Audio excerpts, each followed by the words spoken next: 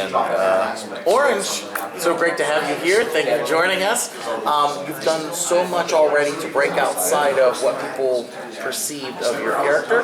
One thing you haven't done yet is win a title.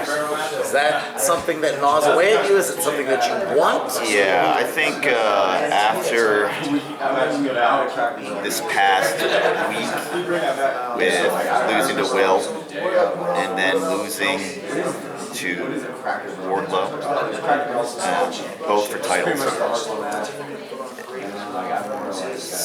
Most things don't bother me, obviously. Just sort of roll right off my denim jacket, but I think now enough time has passed where I need to put something in my backpack, and it's going to have to be a nice championship. I don't know which one it's going to be, but I think I'm going to try a little harder now to get that, because I think that's the thing I think I just need. And when I say I'm going to do something, I usually do it. So I think it's time. Very cool. Britt, when people look at you as a character, they think dentist. They think the relationship with Adam Cole, which you've been open about. Yeah. What is something the fans don't know about you? We're at Comic-Con. Is there something you something I am such a perfectionist, and I am so overly critical of myself. I am more critical of myself than any troll on Twitter could even attempt to do. So I think it's like a natural healthy thing to have in your system too, because you're never going to get better if you think that you're the best at everything. But and having people around you too that are like someone like Orange Cassidy who can hop in and say, "Hey, work on this." You know, it's just having that open communication to get better. Okay. Yeah, I'm a huge, brutal critic of myself. Oh. Okay. There's sometimes where I'll watch a promo back and think, "Oh my God, I hated all of that. I wish I would have did this, and this." But I mean, that's why the next one's always better. Very nice. Thank you.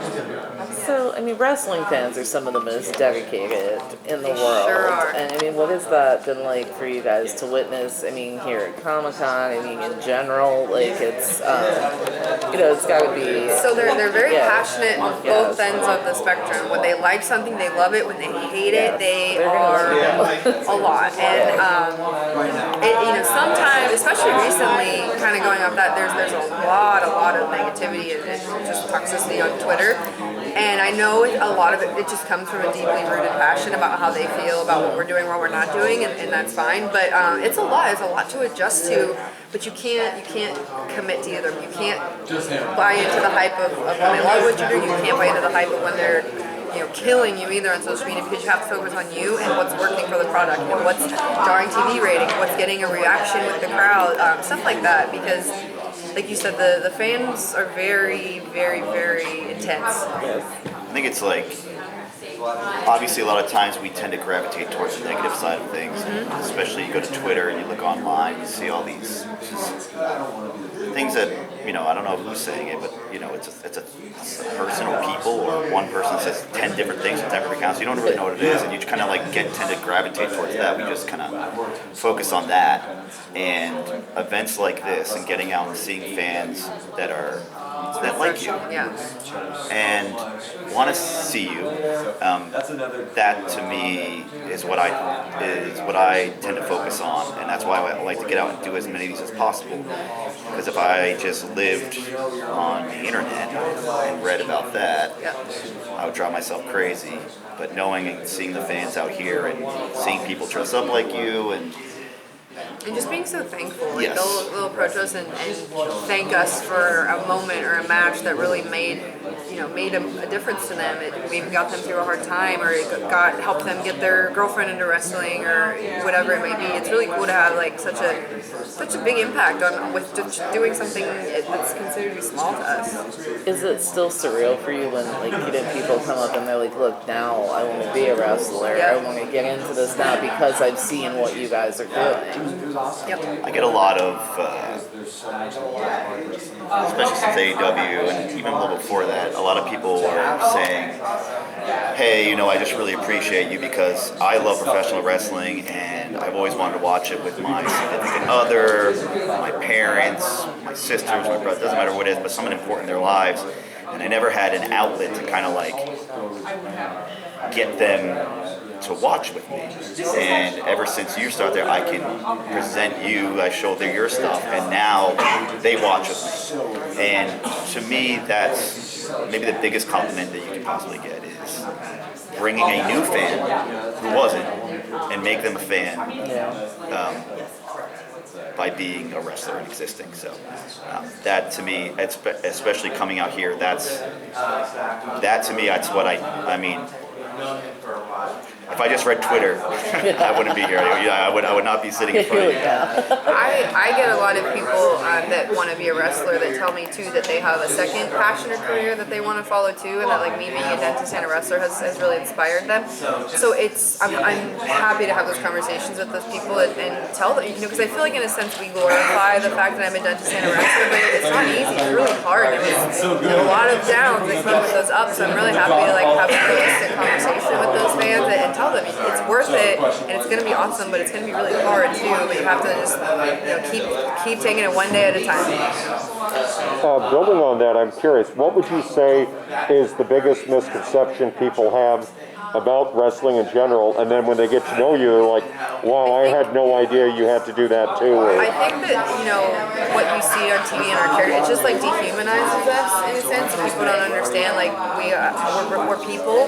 It's like any, character you see on TV or in a movie. It's like they play a character, but they're a real person. And a lot of the hate and the negativity, they don't understand that, like, we're reading, I accept criticism as much as anybody, and I think it's so important to always be told what you can do better, but like death threats and just like personal and body shaming, stuff that shit has no business being in any industry, let alone professional wrestling. Like, people don't understand like how that can hurt somebody and how it can really take a toll on mental health. And I think we live in an era now where mental health is such a focus, which is great because it's really important. And I just think that people need to really take a second before they type something or say something really rude or nasty. And even like some people bringing really offensive signs to the wrestling shows that luckily we have our security to take them down.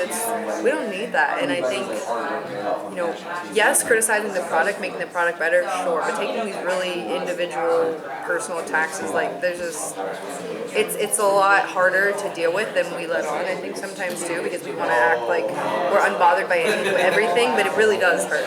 So.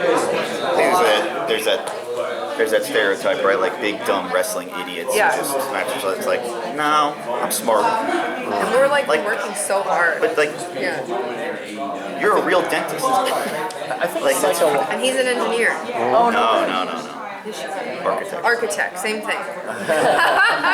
Exactly. Definitely not. But, I think part of it psychologically, the reason why, like, if you dissect it, the fans who say, I love you, I love you, I love you, I love you, kind of get looped together, and then somebody says, I hate you, and what's the thing you're going to think about? Yeah. So I think they're trying to slow down by being. They are, for sure, and I think a lot of times that even works. And it is, and I always get so angry when I see people engaging with that, and it's so hard because it's really difficult too when wrestling fans think they know everything. Like, they think they know everything that happened, and they think they know what's going on behind the scenes and the matches. They have it down, and they're mad at me because they thought I did this, and this, and it's like a completely different reality. And you, of course, you want to correct them and be like, no, shut the hell up. This is what actually you can't engage, because then it's going to be a waterfall effect, or it's snowball effect, where then more people are going to be negative because they want you to engage with them. Because at the end of the day, they're all like fanboys and fangirls. That's why they're doing this. They want a reaction, but we just have to not give it to them. We have to be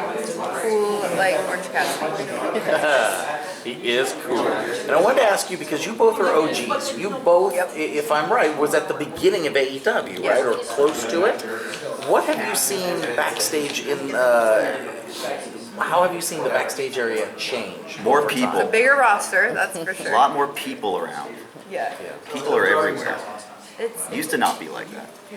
There's definitely been a little bit of change in the structure as well, just because with more people comes